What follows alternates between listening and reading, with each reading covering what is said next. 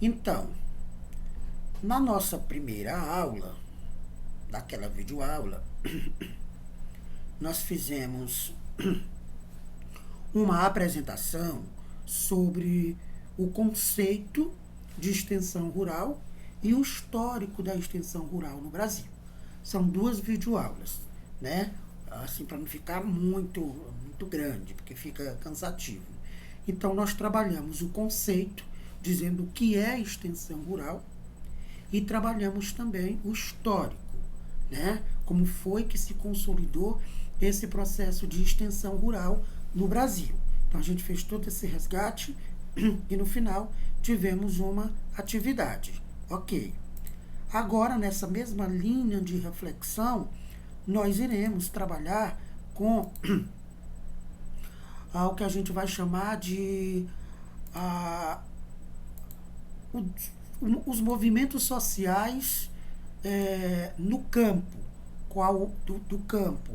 Qual é a importância dos movimentos sociais no campo? A gente vai chamar de uma reflexão em torno dos movimentos sociais do campo. Então, eu vou projetar o texto para vocês. Daí, vamos conversar um pouco sobre essas coisas e depois nós iremos fazer uma atividade, né, com base nesse texto. A atividade é uma questão, né, que eu vou mandar para vocês. Vou mandar um link de um questionário online e vocês vão responder e vão mandar para mim, né? Rapidamente, assim, é uma ferramenta bem interessante para a gente trabalhar e ajuda bastante no que se refere à entrega das atividades, né? Então, mas no final eu vou falar um pouco sobre essa atividade. Aí a gente vai conversando, certo? Então, vamos lá. Uma reflexão em torno dos movimentos sociais. Esse é um texto meu, né, que eu fiz há algum tempo atrás, mas é ainda bastante atual. Então, o que a gente destaca aqui? Vamos fazendo uma leitura e alguns comentários. As reflexões desse texto são fruto de pesquisas e estudos do autor, que tem buscado analisar as ações socioeducativas, em especial as que situam no campo do trabalho, da cooperação, da educação. Tais relações são fundamentais para avaliar o sentido atual e as possibilidades de um projeto voltado para as populações do campo. Então, como eu falei, esse texto fomos nós que construímos e ele visa compreender um pouco dos aspectos organizacionais do campo a partir dos movimentos sociais que estão no campo. A gente sabe que o campo, né, é um espaço de vida, portanto, é um espaço de disputa de territórios. De um lado, a gente tem um grupo que defende a monocultura, do outro lado, a gente tem um grupo que defende a agricultura camponesa. E aí os movimentos sociais, eles vão se constituindo aí nesse universo, dando a sua contribuição. Então, o texto vai tratar disso. No presente texto, tecemos algumas análises referentes ao trabalho no campo. Também, depois que falar um pouco do movimento social, a gente vai falar um pouco sobre o trabalho no campo na atualidade, como uma expressão de desigualdade social e da oposição de classe, como eu já falei, que se manifesta de diversas formas de produção, de atividades e de sujeitos que vivem, que trabalham ou que investem no campo. A educação do campo, né, seus avanços em relação à educação rural, a gente fala um pouquinho também disso, e suas abrangências para os movimentos sociais do campo, que passam a defender um campo articulado com a criação de condições materiais para a vida nesse espaço. Então, quando eu falar de campo aqui, eu estou falando do meio rural, né? Eu estou falando do meio rural, desse espaço onde vivem as pessoas e tal. Então, quando a gente fala dos movimentos sociais no campo, a gente vai falar de como é que está o trabalho no campo, no meio rural, como é que está a educação, né, que são fatores que contribuem para a organização desse espaço rural que é o campo, que a gente chama. Quando eu falar em campo, aqui é muito esse espaço ruralizado que a gente conhece como meio rural, campo e tal. Então, o campo ele vem conquistando espaço nos últimos anos, nos debates e nas políticas do Brasil, claro, né? Essa questão do campo é tanto que a gente tem hoje curso de vocês mesmo é um curso específico para quem é do campo. Ah, professor, mas tem gente que não é do campo, ok? Mas está se formando para trabalhar com pessoas no campo. Por isso a disciplina é extensão rural. Tal fato, né, desses debates, dessas políticas públicas que têm se dado para o povo do campo, esses fatos merecem reflexão diante do contexto em que se manifesta. Observamos a continuidade do êxodo rural. O que é o êxodo rural, professor? Saída do povo do meio rural para a cidade. Então, a gente observa ainda uma continuidade do êxodo rural, que deu início aí na década de 60 e 70, mas que vai até hoje, né? Hoje, 19% da população vive nas zonas rurais, né? Ou seja, menos de 20% vive na zona rural, no campo. Antes disso, era muito mais pessoas que viviam no campo. Então, as pessoas tendem a sair do meio rural, do campo, para a cidade. A inviabilidade da agricultura familiar e o fortalecimento do agronegócio e a da produção do agronegócio e da produção para exportação. São exemplos, né, de que essa forma de produção na agricultura, essa disputa desse espaço campo, não tem garantido, né, um desenvolvimento tal como a gente espera. Prova disso é que essa produção do agronegócio, ela faz com que as pessoas saiam do campo, cada vez mais saiam do campo. Então, dos anos 60 até final aí dos anos 90, houve um grande êxodo rural, as pessoas saindo do campo. Do início dos anos 2000 até agora, o que a gente tem? Algumas famílias tendem a voltar para o campo, porque viu que na cidade não é possível constituir uma vida com dignidade. Exemplo dessa situação é o plantio de pinos e eucalipto feito em larga escala pelas empresas multinacionais para a produção de celulose.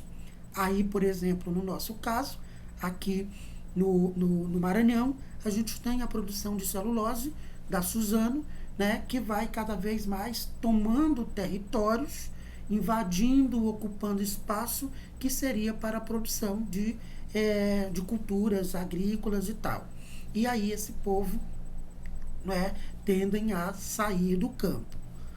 A empresa Aracruz Celulose, no Rio Grande do Sul, teve seu laboratório destruído no dia 8 de março, né, por cerca de 2.000 mulheres ligadas aos movimentos de defesa dos trabalhadores do campo. Segundo Davis, no Rio Grande do Sul, há cerca de 260 mil hectares de eucaliptos, pinos e acácia que já foram plantados, com projeção para alcançar 1 milhão de hectares em 10 anos. Então, o que a gente vê aí? Vê que a produção de celulose exige um alto investimento em dinheiro, né, ligado aí ao modelo capital, é um modelo de capital intensivo. Para a produção de 1 milhão de toneladas de celulose ano, são necessários 100 mil hectares de eucalipto e 1 investimento inicial de 1,2 bilhões, né, de dólares. Então, o que a gente tem? Uma expansão de um modelo de agricultura que não é o modelo que nós defendemos. O modelo que nós defendemos é o modelo da agricultura familiar, né? Baseada na diversidade de produção, na produção para alimentar as famílias e o mercado local. E isso tudo tem causado bastante conflito no campo. Nesse cenário, a gente tem os movimentos sociais tentando apaziguar um pouco essa situação. Porém, gera poucos empregos para a população rural. Esse desenvolvimento do agronegócio a partir da monocultura. O que é monocultura, professor? Mono é de uma só cultura, como é o caso, né, do eucalipto, do pinus, da acácia, como deu o exemplo aí do Rio Grande do Sul. Aqui a gente não tem pinos nem acácia, mas tem eucalipto que cobre grande parte dos territórios maranhenses. Aqui mesmo na comunidade onde moramos, né, o município de Açailândia, de modo geral, é cercado de eucalipto. E isso não ajuda no desenvolvimento do campo. Alguém quer dizer alguma coisa? O que é essa acácia aí, professor? É também uma produção que serve para extrair a celulose. A celulose é extraído de algumas plantas, principalmente o eucalipto, algumas espécies, que extrai a celulose, que é o material, é a matéria-prima que serve para fazer papel, papelão e todos os derivados. Entendeu? Aqui não temos, mas em alguns lugares do país tem, e ela serve, aproveita tanto a madeira como a madeira para fazer móveis e tal, tem várias finalidades. A cássia é uma espécie, né? É uma planta que tem aí várias funcionalidades. Se extrai dela várias matérias-primas, entendeu? Não posso te falar com mais propriedade biológica, não é a minha área, mas sim, do ponto de vista da produção de monocultura, ela precisa de muito espaço para ela expandir. Não é uma coisa que, não é uma cultura que os pequenos proprietários cultivam, porque ela está ligada à produção do agronegócio, assim como o pinus, o eucalipto, a laranja, a cana, o café, né? Outras produções que são consideradas, a soja, né? Aqui perto também tem a soja, ali depois de Imperatriz. Então são cultivos que precisa de uma grande extensão de terra. E é um modelo de produção ligado ao capital, né, para produzir alimentos para ser importado. E aí produz muito, mas vai para fora e o povo aqui fica sem emprego e sem comida, né? Então, ok? Certo. O, reflores... Certo. o reflorestamento desse tipo gera no Espírito Santo e no sul da Bahia apenas um emprego para cada 185 hectares plantados. Eles chamam de reflorestamento. Aqui, por exemplo, ao lado da Califórnia, na comunidade onde vivo, a gente tem eucalipto. Muito. Eucalipto que serve para a extração da celulose. Eles falam em reflorestamento. Imagina, né? Reflorestamento que com poucos anos eles vão lá e tiram tudo de novo e vão reflorestando. Né? Isso na cabeça dos grandes empresários detentores desses grupos produtivos. E aí, esse tipo de reflorestamento, tanto da laranja, da acácia, do eucalipto que nós estamos falando, ele gera apenas um emprego para cada 185 hectares plantada. Imagina que gera pouco emprego em uma extensão de terra ocupada, né, de forma grandiosa. Com base nestas considerações, nós nos perguntamos: o que está acontecendo no espaço rural? Aqui onde eu queria chegar. O que está acontecendo no espaço rural? Que contradições são estas. Como o sujeito do campo ganha espaço nesse contexto? Então, quando eu pergunto o que está acontecendo no meio rural, eu estou querendo dizer que há uma guerra, que há uma disputa de território, de espaço, de modelo de produção, como a gente diz, no espaço campo. Né? Então, a gente não pode ser ingênuo e achar que o campo é um espaço de paz, de harmonia, tranquilidade e está tudo lindo e maravilhoso. Não, o campo é esse espaço de disputa de projeto. A princípio, nós temos 2 grandes projetos nitidamente claros, que é o projeto, como eu já falei, do agronegócio, baseado na produção de monocultura, uma única cultura, com uma produção para exportação. Do outro lado, nós temos um modelo de produção agrícola, que é o modelo da agricultura camponesa, baseado na produção pelas famílias, ou seja, agricultura familiar, com a intenção de produzir alimentos saudáveis, com uma diversidade de produção para alimentar o mercado local, não é para levar para fora.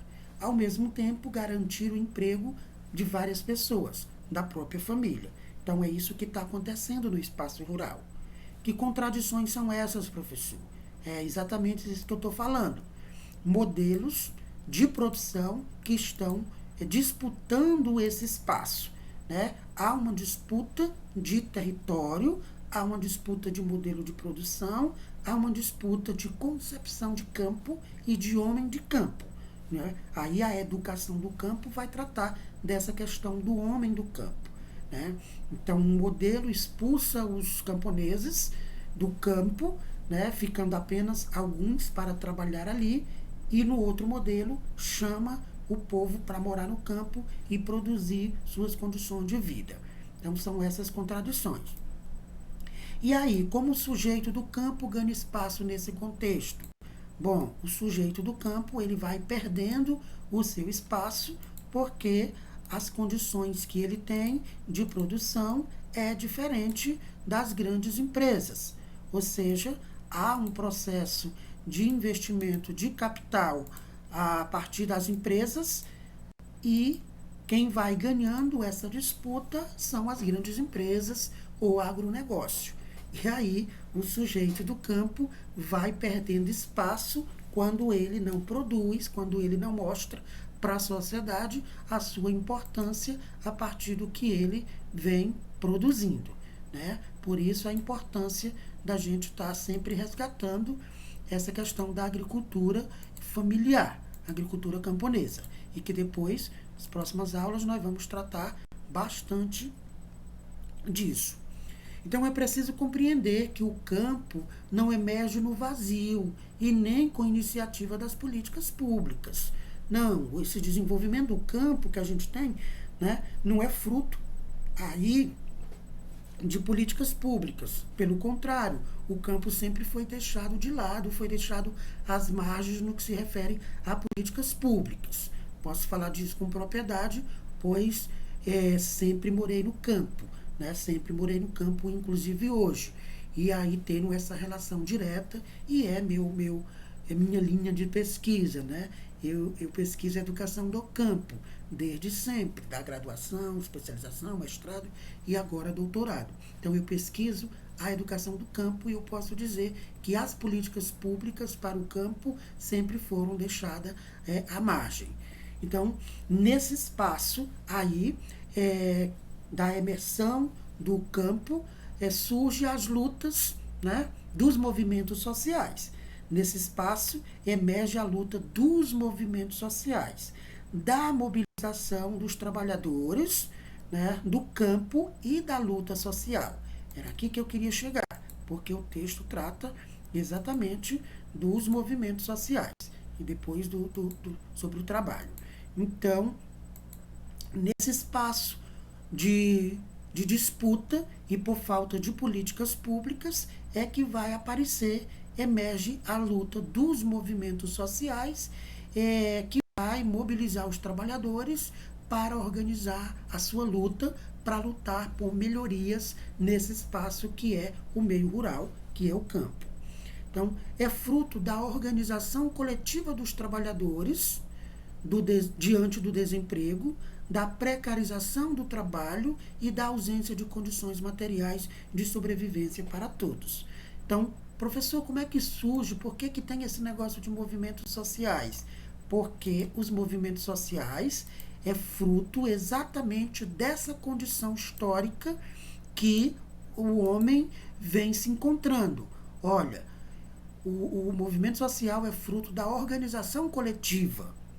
De quem? Dos trabalhadores. Que trabalhadores? Que se encontram na situação de desemprego ou precarização do trabalho, que é um trabalho em condições precárias, ou ainda da ausência de condições materiais para eles sobreviverem, né, nos diversos espaços, inclusive na cidade. Então, pela necessidade que o homem vai ter, né, de trabalho e de condições mesmo de sobrevivência na cidade, ele vai ser obrigado a se organizar de forma coletiva e constituir aí os movimentos sociais, que a gente chama, os movimentos sociais. Uma importante e significativa mudança de teoria e de prática no meio rural foi o movimento nacional desencadeado para a construção de uma proposta vinculada ao processo de construção de um projeto popular para o Brasil, que inclui aí um novo projeto de desenvolvimento para o campo. Ou seja, uma ação muito importante e significativa que aconteceu, tanto do ponto de vista teórico como prático, foi a organização, né, foi a construção de uma proposta que os movimentos sociais vão chamar de Projeto Popular para o Brasil. Projeto Popular para o Brasil. O que é, professor, um projeto popular para o Brasil? É exatamente, né, um projeto de desenvolvimento para o campo. Um projeto de desenvolvimento para o campo que vai pensar, né, que vai discutir sobre a importância do homem do campo continuar no campo, mas continuar no campo com condições de trabalho, com educação, com cultura, né, com valorização, com técnicas, com técnicas e tecnologias, com ciência, para desenvolver o seu trabalho no campo. Né? Observamos que a discussão sobre um novo campo foi incorporada e valorizada à agenda de lutas e de trabalho de um número cada vez maior dos movimentos sociais e sindicais do campo, com o envolvimento de diferentes entidades também e órgãos públicos. Ou seja, a partir dessa movimentação toda dos movimentos sociais, há uma discussão, né, para valorizar essa questão do campo, no cenário das políticas públicas e dos organismos sociais. Ou seja, os movimentos sociais vão dizer, olha, é importante olhar para o campo, é necessário olhar para o campo, dar uma atenção como ele merece. E aí, né, isso começa a fazer parte das discussões de alguns órgãos políticos e governamentais.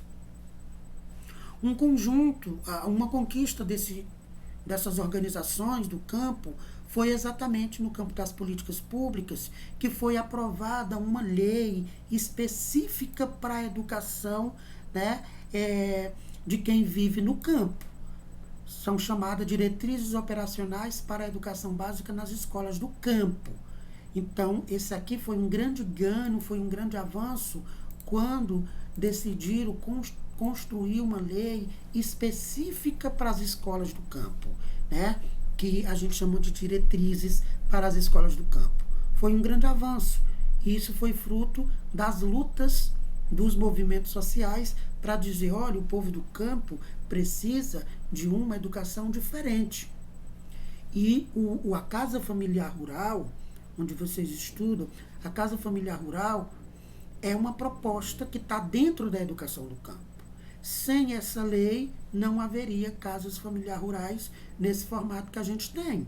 Então, a Casa Familiar Rural é uma proposta que é garantida pelas diretrizes da educação do campo, que é uma lei que é fruto dos movimentos sociais.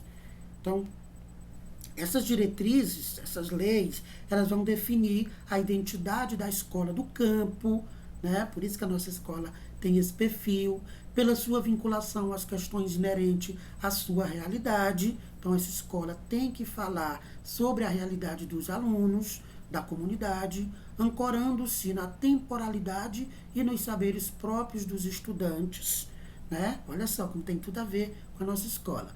Na memória coletiva que sinaliza futuros, na rede de ciência e tecnologia disponível nas sociedades e nos movimentos sociais em defesa de projetos que vão associar as evoluções exigidas por essas questões, né, a qualidade social de vida e coletiva do país. Então, tudo isso são discutidos nessa lei. Então, a educação do campo e que a CFR, as CFR de modo geral, estão aí dentro, serão discutidas dentro dessa lei. E por isso a Casa Familiar Rural e todas as escolas do campo precisa estar vinculada com essas questões da realidade do estudante, no tempo, qual é o tempo que esses estudantes estão aí, é 2021, 2022, que tempo é esse? Valoriza também os saberes dos estudantes, né? A memória coletiva, mas também sinaliza aí para futuros, valorizando essa questão da tecnologia disponível na sociedade. E vai estar vinculado também aos movimentos sociais. Por exemplo, CFR de Açailândia está vinculada ao MST, que é um movimento social do campo gigantesco, está relacionada aí com a Justiça nos Trilhos, que é um outro movimento que trabalha com as pessoas atingidas pela Vale, né, através das suas linhas de ferro e tal. Então, tem toda essa conjuntura aí. Então, esses projetos que a gente tem, por exemplo, na CFR, Ciranda, SAF, e agora, né, conquistou aí mais alguns recursos para investir, é exatamente de valorização à educação do campo. Isso está fundamentado, né, nessas conquistas, por causa dos movimentos sociais do campo. Entende? Estão entendendo o que eu estou falando, meninos? Moço. Tudo encoisado. Tudo coisado. Bem, ainda que compreendamos as razões sociais e políticas para a mobilização em torno de um novo campo, continuamos questionando a respeito do contexto social, né, das condições materiais para o desenvolvimento desse campo. Ou seja, a gente preza, né, a gente valoriza, nós queremos construir um outro campo, né, um novo campo, um campo com outra cara, onde o trabalhador do campo não seja desvalorizado, não seja discriminado. Queremos construir um campo onde as pessoas não tenham vergonha de dizer eu moro no campo. Então, para isso é preciso estudar para desenvolver esse espaço que é o campo, trabalhando nele de forma qualificada.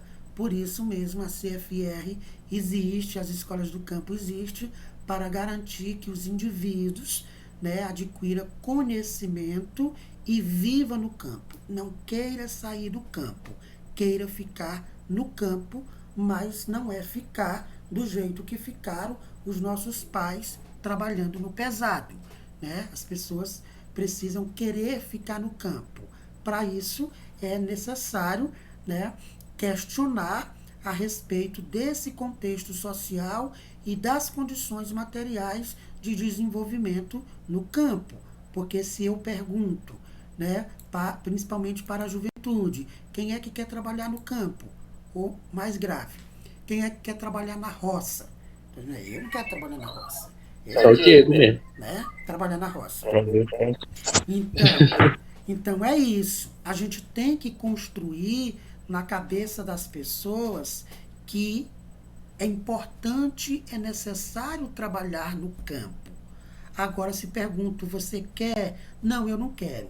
Bom, eu também não ia querer, porque o trabalho no campo é duro, árduo e sofrido. Por quê? Porque as pessoas que estão no campo, eles não estudaram.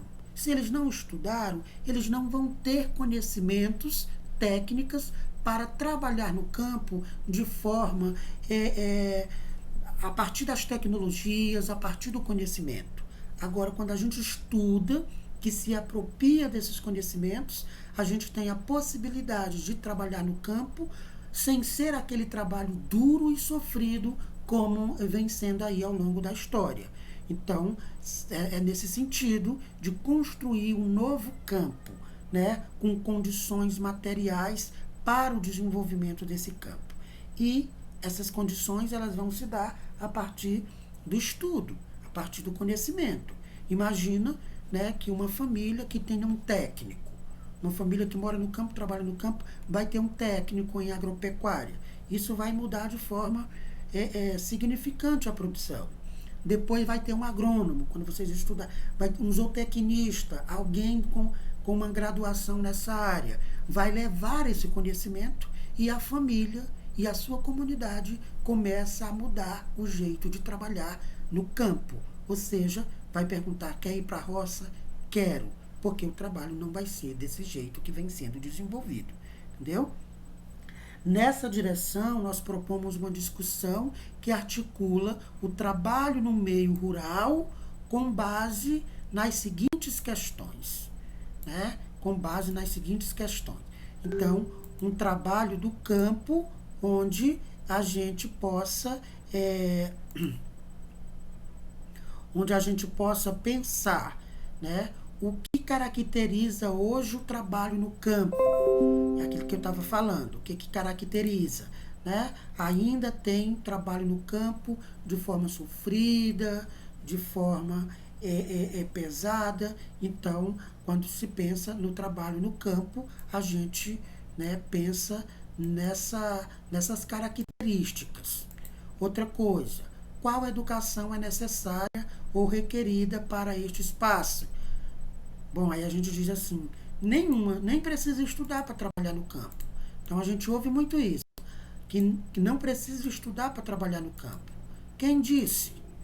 Se não estudar para trabalhar no campo, vai fazer o mesmo trabalhinho pesado que vem sendo feito há 500 anos. Então, qual é a educação necessária para trabalhar no campo? A melhor, né? Um curso técnico, é uma graduação, é uma especialização, é fazer pesquisa, é fazer... Então, é uma educação de qualidade para desenvolver no campo.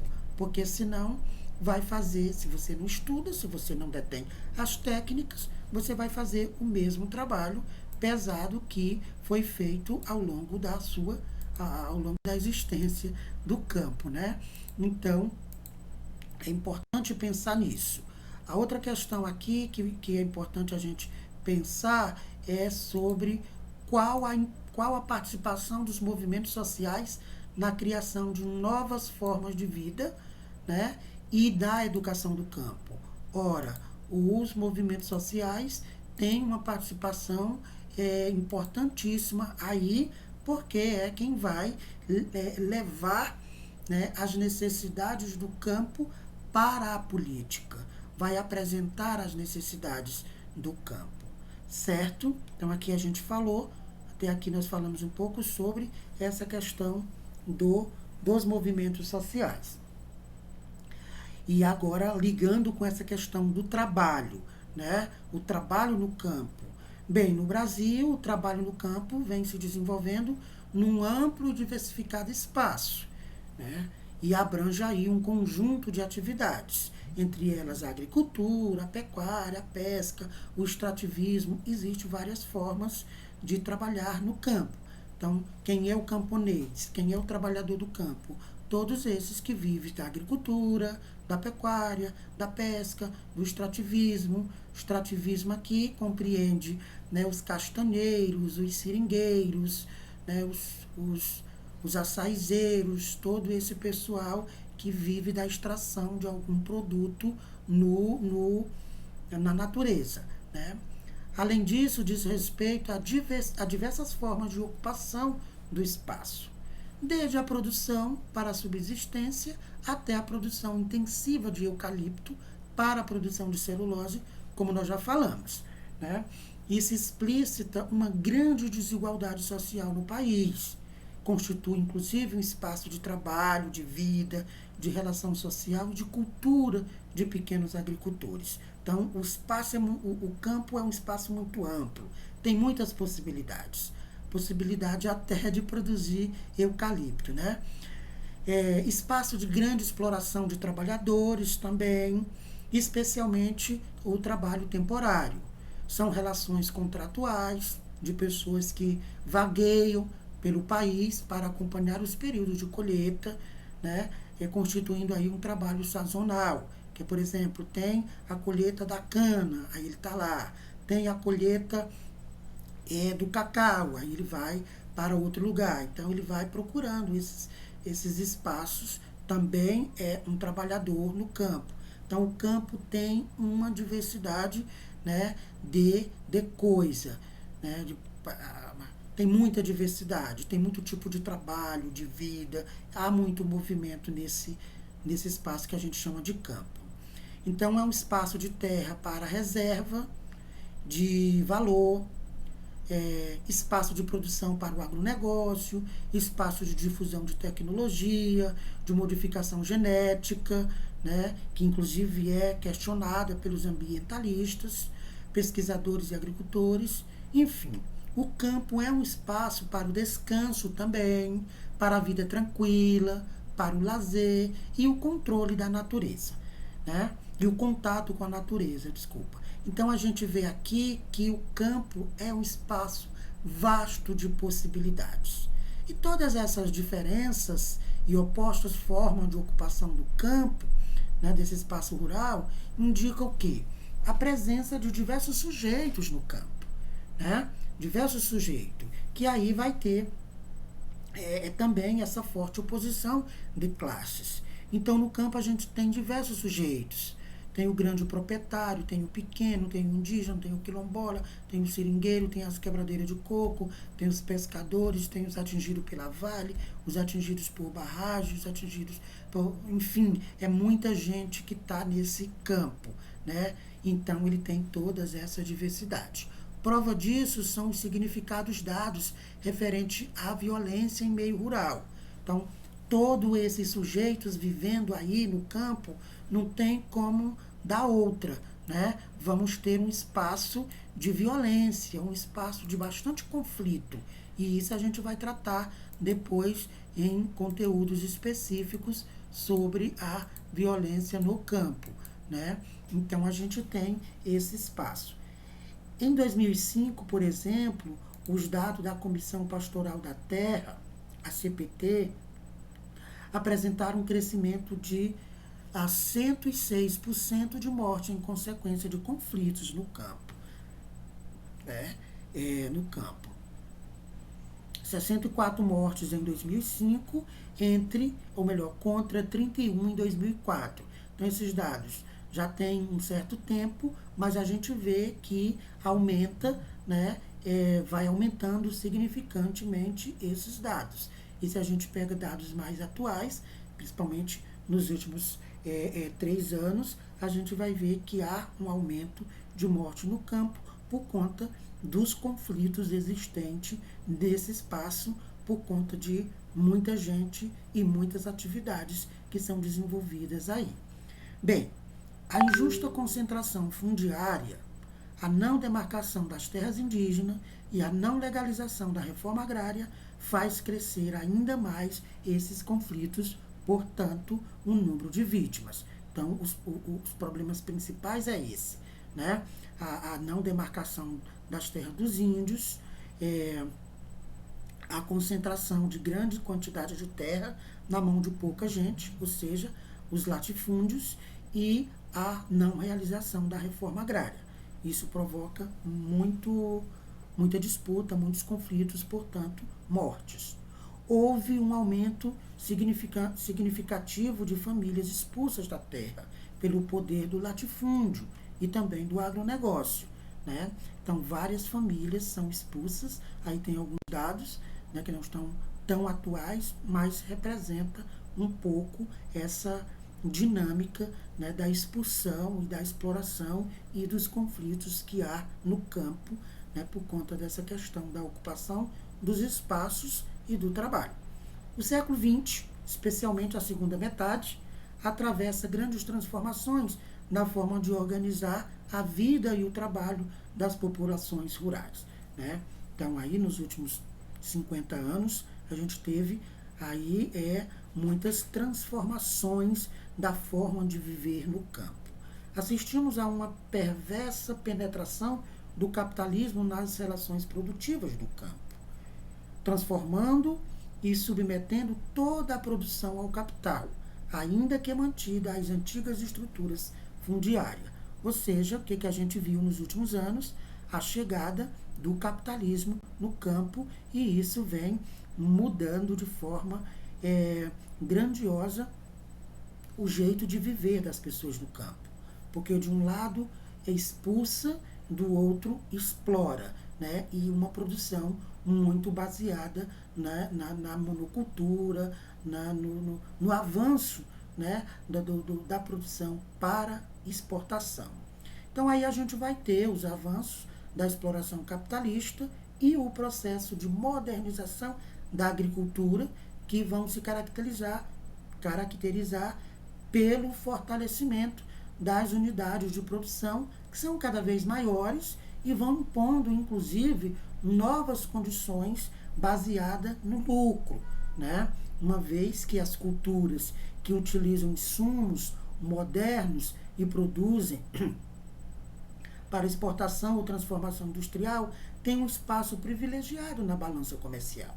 Ou seja, as grandes empresas que produzem insumos, que produzem grãos, que produzem alimentos, vamos dizer assim, em grande quantidade para exportar, tem um espaço privilegiado nessa questão do comércio, né? Então, o comércio valoriza muito mais a produção em alta escala para exportação, porque dá lucro, dá dinheiro, valoriza muito mais do que a pequena produção, né? A pequena produção que vai estar exatamente subordinada ao capital, seja ele o capital comercial ou financeiro, ao proprietário fundiário, aos complexos agroindustriais e às cooperativas capitalistas. Ou seja, a pequena produção vai estar subordinada aí aos grandes meios de produção, né? As agroindústrias, as cooperativas, os latifúndios, enfim.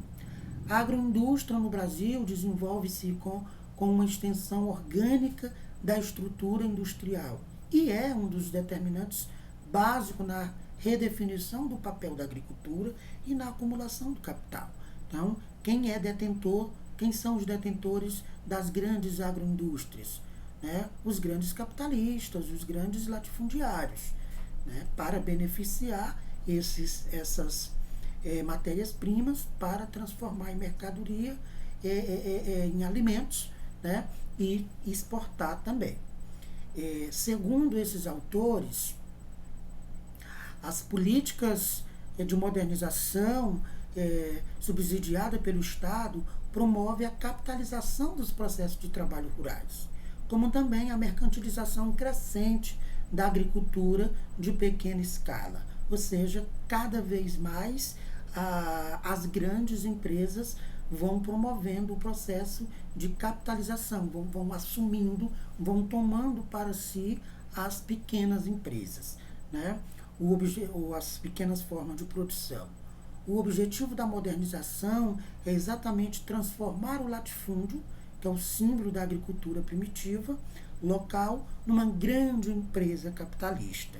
E aí é o perigo, né? É onde começa a desaparecer, né, essa ideia da agricultura familiar, onde ela vai perdendo espaço para os grandes projetos, para as grandes empresas capitalistas. E aí é um perigo, porque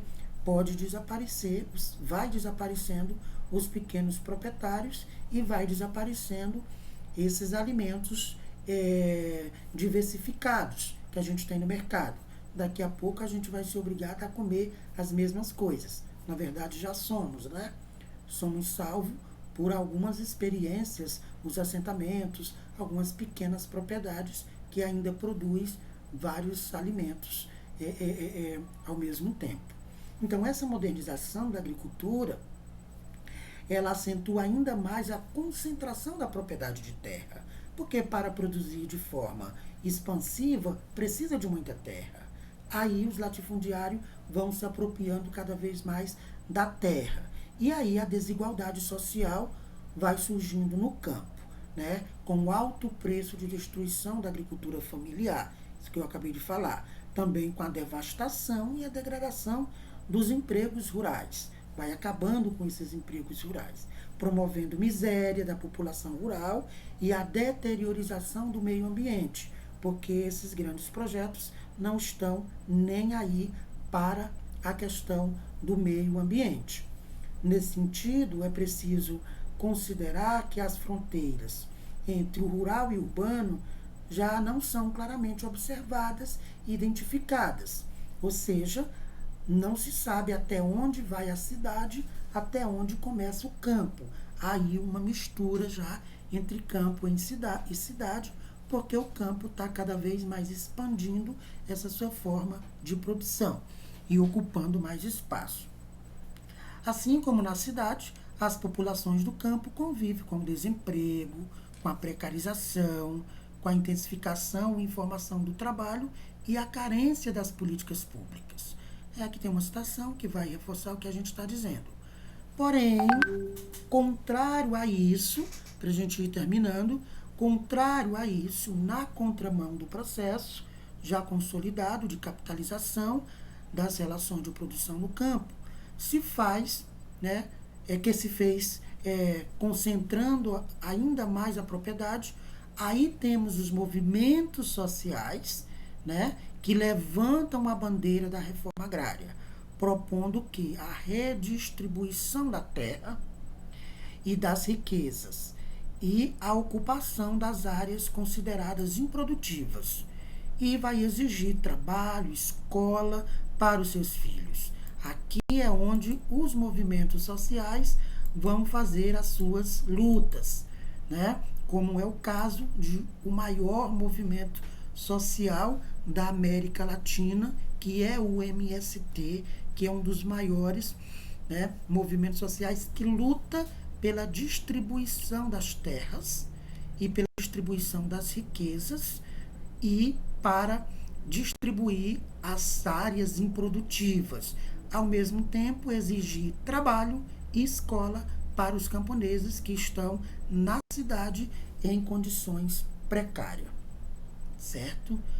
Aí as populações do campo, que são vítimas do processo de exclusão, não reivindicam apenas terra, porque para viver no campo não basta ter terra, é preciso ter condições para trabalhar nela, é preciso ter acesso a projetos, a recursos do governo, é preciso ter escola, é preciso ter casa, é preciso ter cultura, é preciso ter conhecimento, é preciso ter internet, é preciso ter informação, é preciso, né, tudo que um ser humano precisa para viver com dignidade, né? Então, morar no campo, viver no campo, não quer dizer que o indivíduo tem que viver isolado de tudo. Quem mora no campo pode ter carro, pode ter casa, pode estudar, pode ser doutor, pode ser engenheiro, agrônomo, pode ser, entendeu? Pode ter essas coisas todas que as pessoas, que todo mundo quer. É um direito, é uma dignidade, né? Então, morar no campo, trabalhar na terra, requer também essas condições. Então, a população do campo precisa reivindicar não apenas por terra, né? Precisa querer mais, né? Que o reconhecimento da legitimidade da sua presença sobre a terra requer a reformulação das relações e a ampliação dos direitos sociais. Os direitos sociais são esses: a saúde, que tenha um bom posto de saúde, a educação, que tenha uma boa escola, a infraestrutura, que as ruas sejam calçadas, que tenha quadro de futebol, que tenha internet, que tenha cobertura de telefone, que tenha, né, essas coisas todas. frente à grande pressão exercida nas últimas décadas pelos movimentos sociais dos trabalhadores rurais, o MST, que eu falei, algumas áreas, como por exemplo, aqui eu moro, né, já foram destinadas à reforma agrária. O que é a reforma agrária, professor? Nós vamos falar bastante disso ao longo das nossas aulas, mas eu já vou dizer. A reforma agrária é quando se tem uma terra que não está produzindo, né? Ou ela é do governo, ou ela é de alguém, que esse alguém não tem um documento legítimo, aí o governo pega e distribui para as pessoas que não têm. Porém, o governo não faz isso. Não faz isso de forma tranquila. É preciso que um movimento, no caso o MST ou outros, organize um grupo de pessoas e ocupem aquela terra. Aquela terra ocupada, agora o governo é obrigado a pagar o dono dela, ou que se diz dono, né? E distribuir para aquelas famílias. Se for do próprio governo, melhor ainda que ele vai fazer isso. Então, reforma agrária é distribuir terras, mas também distribuir as condições de viver nela. Por isso que muita gente que vai, por exemplo, para esses assentamentos do MST, eles não ficam. Por que eles não ficam muito tempo? Porque não tem condições. Aí diz, é um vagabundo, não quer trabalhar, quer ocupar a terra, mas depois não fica, não tem condições. Se o governo não der crédito, não der as condições para a pessoa trabalhar na terra, para as famílias trabalhadoras assentadas, eles não têm como produzir. Logo, eles passam para alguém por um valor, né, muito baixo e voltam para a cidade. Só que eles não sabem que voltando para a cidade ainda vai ficar mais difícil, porque na cidade ainda é mais difícil. Então, reforma agrária é isso, né? Reforma agrária é a distribuição de terra para as famílias. Ao longo de quase, na verdade, 3 décadas, já passou de 2, o MST, por exemplo, já fez várias distribuições de terra, várias ocupações para muitas famílias. Então, essa é uma forma, né, de provar que o caminho é a reforma agrária. Mas, no Brasil, isso tudo não acontece de forma pacífica, porque o governo ele não garante, né, essa reforma agrária. E aí a terra acaba ficando na mão de pouca gente e muita gente ficando sem a terra para trabalhar. Ok, meninos? Então a gente vai terminar aqui essa parte.